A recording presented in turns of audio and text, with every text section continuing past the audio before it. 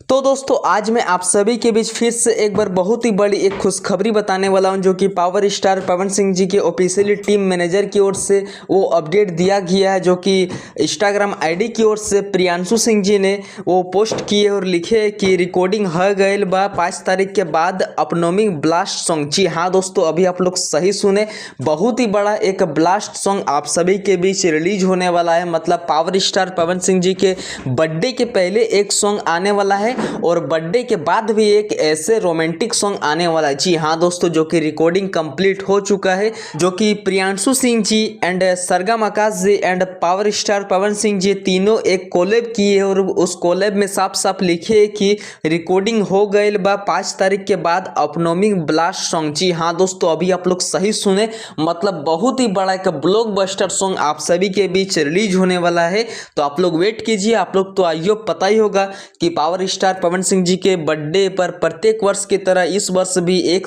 बहुत ही बड़ा एक ब्लास्ट अपकमिंग सॉन्ग आने वाला है। जी हाँ दोस्तों, तो चलिए आज की वीडियो को यहीं तक स्टॉप करते हैं। यही कुछ अपडेट था, मिलते हैं किसी नेक्स्ट वीडियो के। Love you.